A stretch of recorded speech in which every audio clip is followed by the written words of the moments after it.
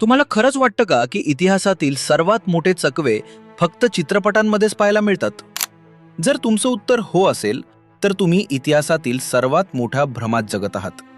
कारण इतिहासात असे प्रसंग घडले आहेत जे कोणत्याही हॉलिवूड चित्रपटालाही लाजवतील.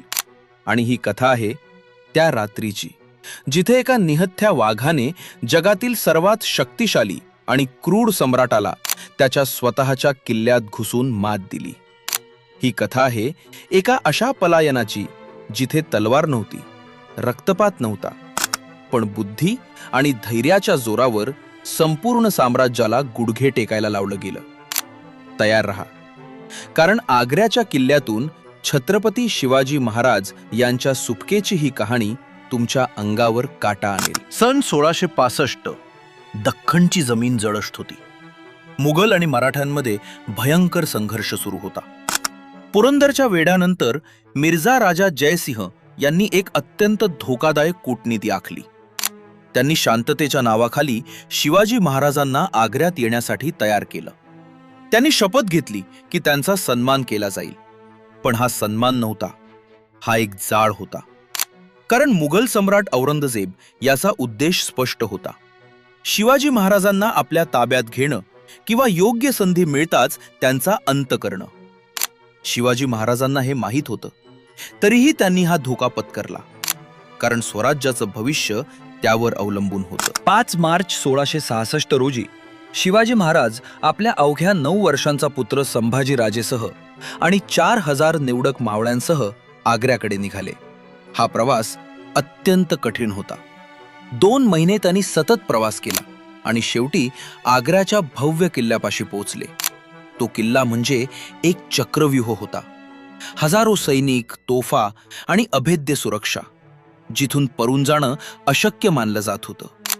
पण महाराजांच्या चेहऱ्यावर भीती नव्हती, कारण त्यांना माहीत होतं की ही लढाई तलवारीची नाही तर बुद्धीची आहे. आणि मग आला तो दिवस, 12 मे 1666, औरंगजेबचा 50वा वाढदिवस.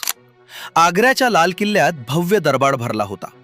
सोने चांदी आणि वैभवाने उजळलेला दरबार. आणि त्या दरबारात जे घडलं त्यानं इतिहास कायमचा बदलला. कारण औरंगजेबानं मुद्दाम शिवाजी महाराजांचा अपमान केला. त्यांना खालच्या दर्जाच्या सरदारांमध्ये उभं केलं. हा फक्त अपमान नव्हता, हा स्वाभिमानावर प्रहार होता. आणि त्या क्षणीच महाराजांच्या डोळ्यात ज्वाला पेटली. त्यांनी दरबारातच निषेध नोंदवला आणि परवानगी न घेता बाहेर पडले. हा उघड बंड होता आणि याच क्षणापासून त्यांची कैद सुरू झाली. त्यांना लगेच नजरकैदेत ठेवण्यात आलं. रामसिंह यांच्या हवेलीत पण प्रत्यक्ष नियंत्रण होतं. फौलाद खान याच्या हातात हवेलीभोवती हजारो सैनिक, तोफा रोखलेल्या प्रत्येक हालचालीवर नजर. हा किल्ला नव्हता, हा एक जिवंत सापळा होता. आणि आता प्रश्न होता, इथून बाहेर कसं पडायचं? कारण सरळ पळून जाणं म्हणजे मृत्यू निश्चित होता. आणि इथून सुरू झाला इतिहासातील सर्वात मोठा माइंड गेम. शिवाजी महाराजांनी परिस्थितीचं निरीक्षण सुरू केलं. त्यांनी पहारेदारांची सवय समजून घेतली. त्यांनी पाहिलं की सतत एकच गोष्ट घडली की माणूस निष्काळजी होतो. आणि हाच होता त्यांच्या योजनेचा पाया. त्यांनी आजारी असल्याचा बहाणा सुरू केला. ताप, अशक्तपणा. त्यांनी अंथरूण पकडलं. मुघल हकीमांना बोलावण्यात आलं. त्यांनी तपासलं आणि महाराज खरंच आजारी आहेत असा समज झाला. आणि मग त्यांनी धार्मिक कारण देत साधूंना मिठाई वाटायला सुरुवात केली. मोठमोठे पिटारे हवेलीबाहेर जाऊ लागले. सुरुवातीला प्रत्येक पिटारा तपासला जात होता. भाल्याने खुपसून पाहिला जात होता.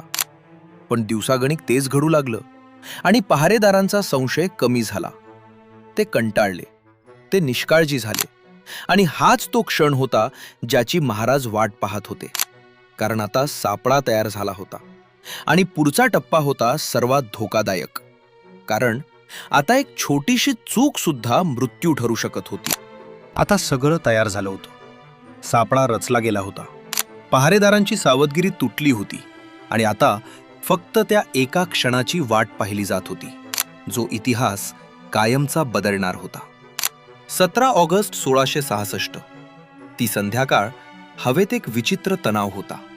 कारण दिसायला सगळं नेहमीसारखंच होतं, पण प्रत्यक्षात प्रत्येक गोष्ट एका अचूक आखलेल्या योजनेचा भाग होती. त्या दिवशीही नेहमीप्रमाणे मिठाईचे मोठमोठे पिटारे हवेलीबाहेर जाणार होते.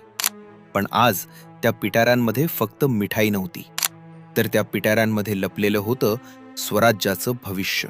एका पिटाऱ्यात स्वतः छत्रपती शिवाजी महाराज बसले होते आणि दुसऱ्या पिटाऱ्यात संभाजीराजे बसले होते.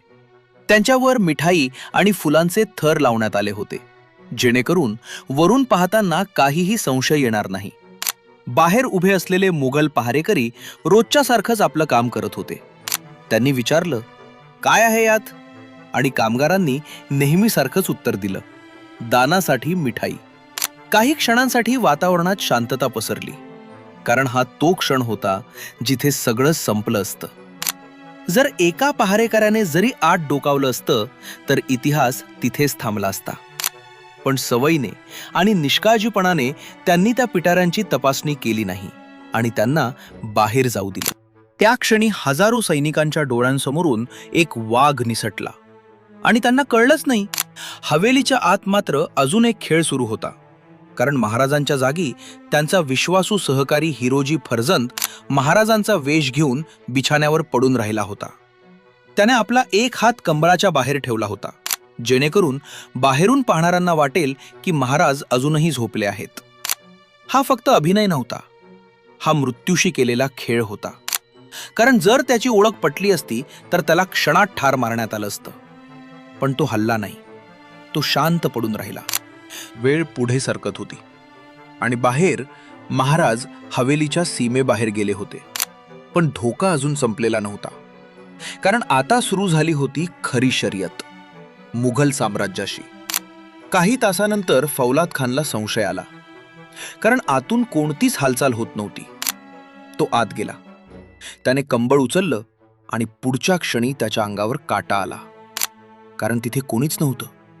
तो घाबरला, हादरला आणि धावत दरबारात गेला आणि जोरात ओरडला की शिवाजी गायब झाला आहे.